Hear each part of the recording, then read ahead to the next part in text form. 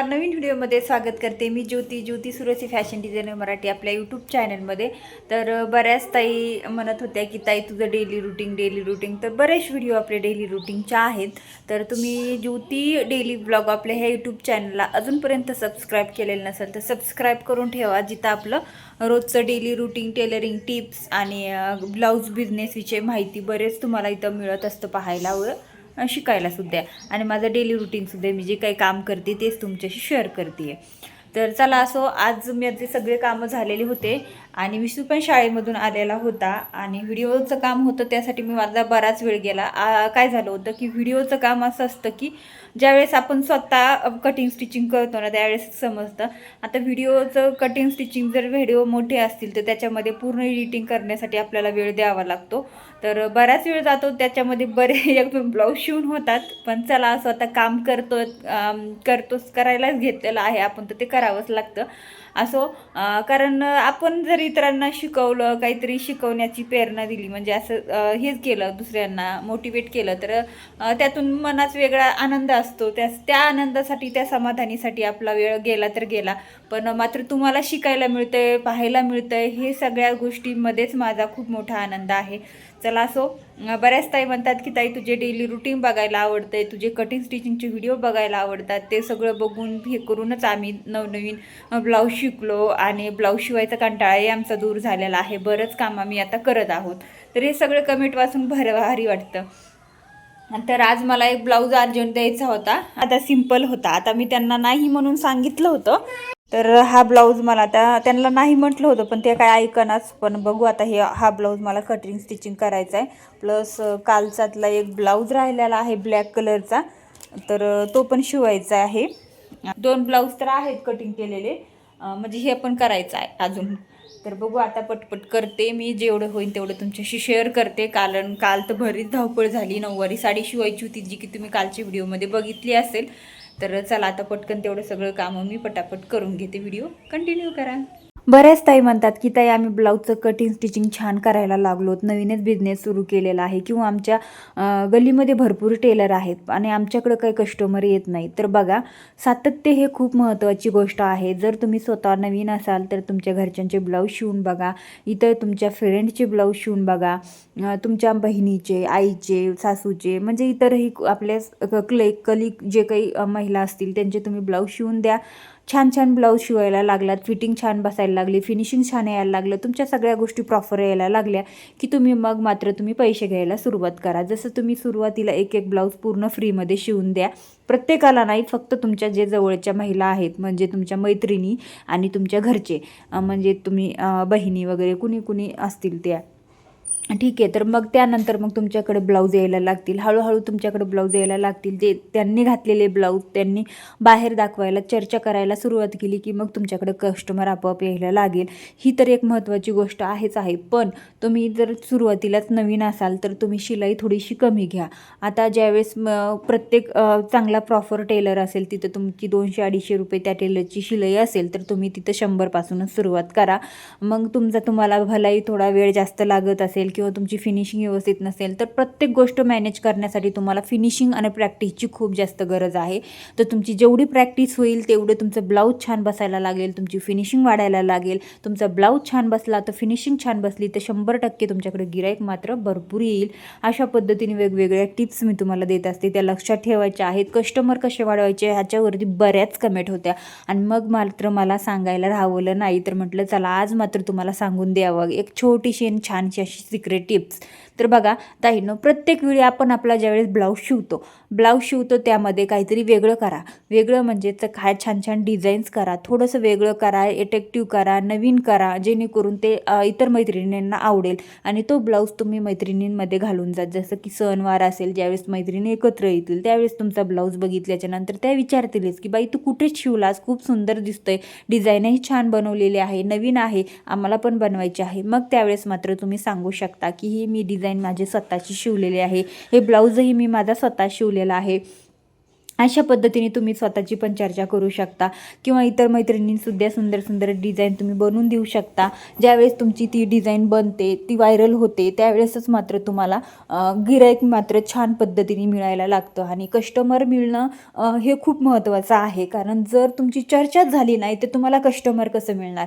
जर तुमची चर्चा झाली बाहेर तरच तुमचं कस्टमर मिळणार. आता तुम्ही जर सुरुवातीला कमी प्राईस ठेवून जर ब्लाऊज शिवायला सुरुवात केली, तुमची फिनिशिंग वाढायला लागली, तुमचं अट्रॅक्टिव्ह काम वाढायला लागलं. आणि हा बघा, ज्यावेळेस तुमचं स्वतःचं ब्लाऊज बिझनेस असेल त्यावेळेस तुम्हाला प्रत्येक गोष्ट त्यामध्ये आली पाहिजे. जसं की ब्लाऊजचं कटिंग, स्टिचिंग, ड्रेसचं कटिंग, स्टिचिंग, नऊवारी साडी, घागरे, ड्रेस, मुलींचे ड्रेस, वेगवेगळे designs, back neck, boat neck, front neck, princess cut, four tucks, कटोरी, असे बरेच वेगवेगळे प्रकार आहेत शिवण्याचे, फॅशन डिझायनरचे. ते तुम्हाला प्रत्येक गोष्ट त्यामध्ये ॲड करायची आहे, म्हणजे तुम्हाला यायला हवी. त्यावेळेस तुमचं वेगळं कशाहून नॉर्मली तुमचं गिराईक जास्त वाढायला लागेल आणि मग मात्र तुमची चर्चा व्हायला लागेल. आता तुम्हाला ह्यावरूनच नाही की तुम्हाला फक्त कटोरी ब्लाऊज शिवायचा आहे, तोच तुमच्या कस्टमरनेही शिवून घ्यावा अशी इच्छा आपली असते. पण त्यावेळेस ते तसं नसतं. समोरच्याला काहीतरी वेगळं हवं असतं, प्रिन्सेस कट हवं असतं, नाही फ्रोटक्स हवं असतं, त्यामध्ये बोटनेक हवं असतं किंवा डिझाईनमध्ये वेगवेगळं हवं असतं. तर प्रत्येकाची चॉईस ही वेगळी असते, प्रत्येकाची डिझाईनची आवड ही वेगळी असते. प्रत्येकाची आवड निवड आपल्याला जपूनच त्यांच्या रिक्वायरमेंट असती. जसं की माझा ब्लाऊज तुम्ही असा शिवा, तसा शिवा, तशाच पद्धतीने ते आपल्याला ब्लाऊज शिवून द्यावा लागतो. त्यांनी जी डिझाईन्स पाठवली असती ती डिझाईन आपल्याला ती बनवून द्यावी लागते.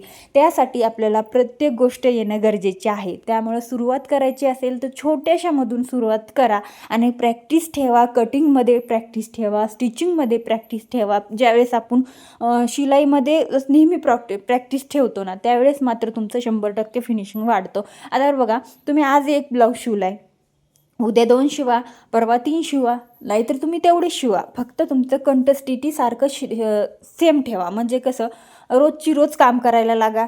तुमचं काम करायला लागेल, तुमच्या कामावरती तुमचं प्रेम पण वाढेल आणि त्याचबरोबर तुमच्या हाताची फिनिशिंगसुद्धा छान येईल. ज्यावेळेस तुमचा हात साफ होईल त्यावेळेस मात्र तुमच्या हाताखाली ब्लाऊज बसायला लागेल. त्यामुळे बरोबर तुमचं हातामध्ये व्यवस्थित हाताला बोटाला वळण लागतं ब्लाऊज शिवण्याचं, जे की आपल्याला खूप गरजेचं आहे.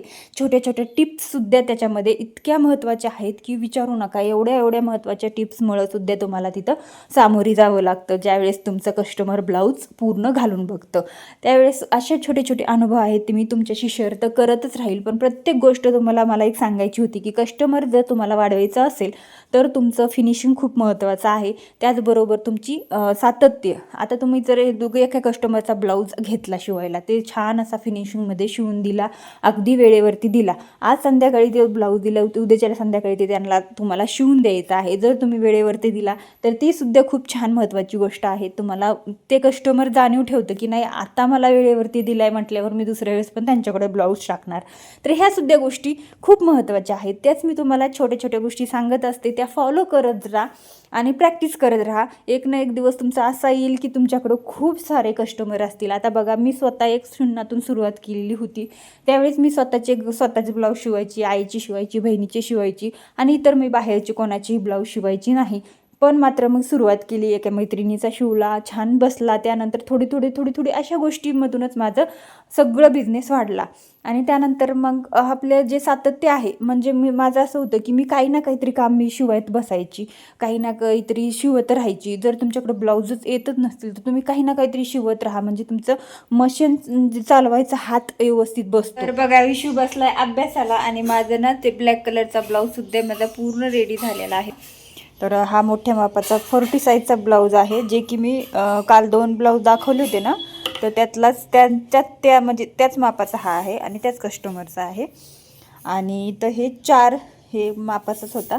1 2 3 4 ब्लाऊज होते, जे की त्यांचे अल्टर करायचे होते. त्यांची तब्येत थोडीशी कमी झाल्यामुळं त्यांनी वेट लॉस केले, तर मग कमी झाली ती तब्येत. तर मग हे 4 ब्लाऊज आहेत ना, त्यांचे अल्टर केलेत आणि हा ब्लाऊज शिवला आहे. आणि हा एक अर्जंट होता साधा ब्लाऊज, तो पण शिवून घेतला. आता त्याला हातशिलाई करायची आणि त्याला बटन काजी करायचेत. तर म्हटलं चला आता बटन लावून काजी करून घेते आणि ह्याला पण हुक लावते. आणि हे ब्लाऊज पूर्ण रेडी करून ठेवलेत. तर बघा, आता इथं एवढा सगळा पसारा झाला आहे, आवरायचा आहे, सगळं आवरायचे. आणि एक छोट्या मुलीचा ब्लाऊज होता, तो पण दिला आहे अल्टर करून. हा एक टॉप आहे, रेडीमेड कुर्ती आहे ही. तर ही एक अल्टर करूनच द्यायची आहे. आणि 2 साड्या आहेत जे की पीस कापून पिको करायच्या आहेत त्यांना, या 2. तर मग त्या पण पटकन मी करून घेते आता. आणि काही अस्तर आणण्यासाठी द्यायची, तर संध्याकाळी कटिंग करायचे आहेत. कधी दिलेत माझ्याच नाही लक्षात, बघते मी आता. कधी कधी डोक्यातून विसरून जातं. पण आता मला काही अस्तर आणायचे आहेत, काही आणायचे आहेत, काही द्यायचे आहेत. आणि आईचे सुद्धा भरपूर ब्लाऊज शिवायचे आहेत. 4-5 ब्लाऊज आहेत तिचे. आणि मी पण आईसाठी घेतली होती एक साडी कलांजली पैठणी, जी की खूप दिवस झाले घेतलेली. तिला अधिक मास होता ना, त्यावेळेसच मला तिला ती द्यायची होती, गिफ्ट करायची होती, ओटी वगैरे भरायची होती. पण त्यावेळेस ती काय आली नव्हती आणि मग आत्ता आलेली आहे. तर मग म्हटलं जाऊ दे, आता तिचा ब्लाऊज शिवून वगैरे तिला देता येईल नंतर. आणि तिचे काही डेली यूजचे सुद्धा ब्लाऊज आहेत ते पण शिवून देते म्हटलं. म्हणजे मग तिला परत लवकर येणं होत नाही, किंवा मग कुणी आलं गेलं तरी देत असते, किंवा मी स्वतः गेले तर घेऊन जात असते शिवून. तर पण आता म्हटलं आलीच आहे तर मग शिवून द्यावेत, एक दिवस वेळ काढावा त्यासाठी. आणि बहिणीचे सुद्धा भरपूर ब्लाऊज आहेत, तिने मला आजच फोन केला होता, माझे पण ब्लाऊज शिवून दे आईसोबत. तर हे बघा, हे तिचे ब्लाऊज आहेत, 4-5 ब्लाऊज असतील, एवढं काही लक्षात नाही माझ्या. तिने अस्तर वगैरे ह्यावेळेस अस्तर वगैरे घेऊन पाठवून दिलीत माझ्याकडं. आणि काही अस्तर 1-2 आहेत ते मला आणायचे. ते 1 2 3 4 1 2 3 4 4 का 5 आहेत की, 1 2 3 4 ब्लाऊज आहेत तिचे. मग तिला रेडी करून द्यायचे, म्हणजे शिवून वगैरे देऊन टाकायचे. तर बघू आता एक दिवस त्यांच्यासाठी काढते. आणि माझेसुद्धा काय डेली यूजचे ब्लाऊज आहेत ते पण मला काढायचे, तर शिवायचे 2-3 अजून डेली यूजच्या साड्यांवरचे. तर चला आता पटापट पहिले घेते, कारण हे पसारा आवरल्याशिवाय डोकं काही शांत होत नाही आहे. पिकोच्या मशीनवर पण बसायचं आहे अजून. तर चला कंटिन्यू करा व्हिडिओ. तर मी तुम्हाला अगोदर आता सांगितलं की आपल्याला कस्टमर वाढवण्यासाठी काय काय केलं पाहिजे, ते तुम्ही व्यवस्थित लक्षात घेतलंच असेल. तर चला, असो मध्येच माझं थोडंसं रुटीन मी तुम्हाला दाखवलं. आणि त्यानंतर मला या साड्यांचे जे काही ब्लाऊज पीस कट करायचे होते, आणि त्यानंतर पिको पण करायचं होतं, इथं तेच चाललं होतं. सोनूचं मात्र इथं टेबल पार्ट करायचं चाललेलं होतं. तर चला, असो आजचं इतकं माझं सिंपल असं रुटीन मी दाखवलेलं आहे. आणि तुम्हाला त्यामध्ये कस्टमर वाढवायची जी छोट्या मोठ्या टिप्स असतील, किंवा तुम्हाला माहिती असेल ती दिलेली आहे. आणि अजून एक गोष्ट म्हणजे, तुम्हाला ज्यावेळेस आपल्याला एकच नाही करायचं आहे, तर भरपूर काही करायचं आहे. हेच तुम्हाला मी सांगत असते. जसं की तुम्हाला फक्त ब्लाऊजच नाही शिवायचे, तर प्रत्येक गोष्ट आली पाहिजे. आता जर तुम्हाला फक्त ब्लाऊजच शिवायचे असतील, तर तुम्ही त्याच्यावरच डिपेंड राहताल. आज उद्या परवा, म्हणजे प्रत्येक गिराईक नुसतं ब्लाऊजच शिवत नाही. त्या गिरायकाला ड्रेसही शिवून हवा असतो, त्या गिरायकाला वन पीसही शिवून हवा असतो, जसं की त्यांच्या मुलीचा, कोणाचा असे वेगवेगळे.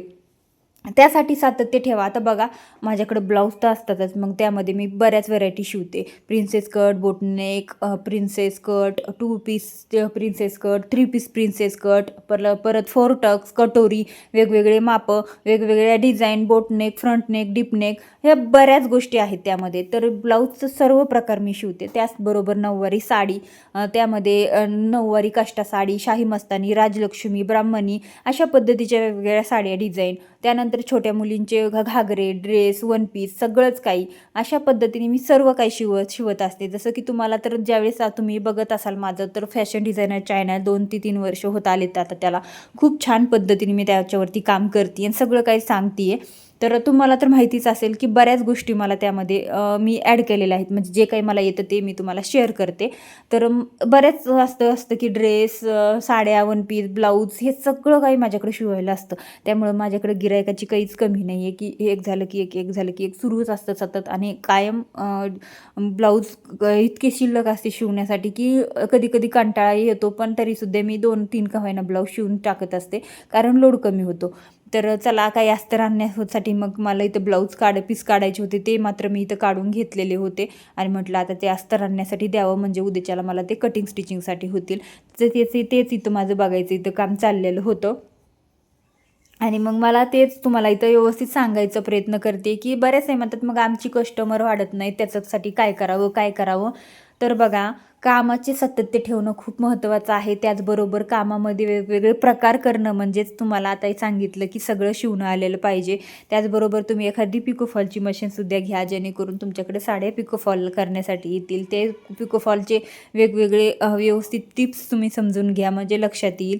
तर चला जाऊ द्या, असो एवढं सांगायचं होतं. विशाल छान अभ्यास करत होता आणि मात्र मला इथं एक ब्लाऊज होता जो की साधा सिंपल होता. मी तुम्हाला सांगितलं अर्जंट होता, कालच दिलता आणि आज मी ते शिवायला घेतला होता. आणि त्या ब्लाऊज सिंपल होता, म्हणजे वयस्कर आजीबाईंचा होता. मग त्याला इथं आय बनवायचे होते. आता ह्यांना पण उशीर होईल म्हटलं, ते कवा आय बनवून वगैरे आणतीन एका ब्लाऊजसाठी. मग पिकोफॉलच्या मशीनवरतीच मी इथं आय बनवायला बसले. तर आता इथं बटन लावण्यासाठी जे आय बनवतात ते इथं पिकोफॉलच्या मशीनवरती सुद्धा बनवता येतात बरं, कारण मी खूप वर्ष झाले हे काम करते आहे, त्यामुळं मी वेगवेगळे ट्राय करत असते. मी पहिलं तर पिकोफॉलच्या मशीनवरती झटपट बनवून द्यायची आणि आताही कधी कधी देत असते, ज्यावेळेस अर्जंट ब्लाऊज असतील त्यावेळेस, आणि ज्यावेळेस नसतील त्यावेळेस मग मात्र दुसऱ्या मशीनवरती बनवून आणते बाहेरून. ते त्याचीसुद्धा एक सेपरेट मशीन असते. पण पिकोफॉलच्या मशीनवरती सुद्धा आपल्याला सेटिंग करून बनवता येतात. तर ते कसे बनवायचे काय ह्याच्यावरती पूर्ण डिटेल व्हिडिओ आपल्या फॅशन डिझायनर चॅनलवरती आहे, तिथे जाऊन तुम्ही नक्की बघा. त्यानंतर हे ब्लॅक कलरचा ब्लाऊज होता, त्याला हुक लावून घेतले, त्याला दोऱ्याचे आय बनवून घेतले. आता इथं हुक लावण्यासाठी सुद्धा आपण कापडाचे सुद्धा आय बनवतो आणि दोऱ्याचे सुद्धा बनवतो. तर बघा अशा पद्धतीने, तर खूप छान फिनिशिंग येते. अशा पद्धतीने सुद्धा इथं तुम्ही बनवू शकता. त्याचा सुद्धा सेपरेट व्हिडिओ आपल्या फॅशन डिझायनर चॅनलवरती आहे. त्याच्यावरती मी फक्त सेपरेट व्हिडिओ देत असते, जेणेकरून तुम्हाला गोष्टी व्यवस्थित लक्षात येतील. आणि या चॅनलवरती डेली रुटीन आणि छोटे मोठे टिप्स असतात. तर बघा अशा पद्धतीने मी छान असा हा ब्लाऊज पूर्ण रेडी करून घेतलेला आहे. ह्या कस्टमरला दोऱ्याचे आय पण लागतात आणि कापडाचे पण लागतात. तर मग इथं मी दोन्ही पण बनवून दिलेले आहेत. आता हे दोऱ्याचे आय बनवल्याच्या नंतर मी 10 रुपये एक्स्ट्रा घेते शिलाई मध्ये, कारण सांगत आहे. मग बऱ्याचदा विचारतात की ताई मग किती घेते काय घेते.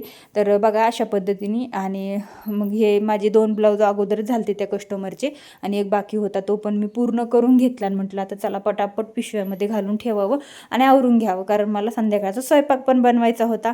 तर मग काय लगेचच कुकर लावला आणि इकडं ज्वारीची भाकरी बनवायला घेतली. तर असा होता आजचा माझा पूर्ण 2 ते संध्याकाळी 8 वाजेपर्यंतचं माझं हे डेलीचं रुटीन.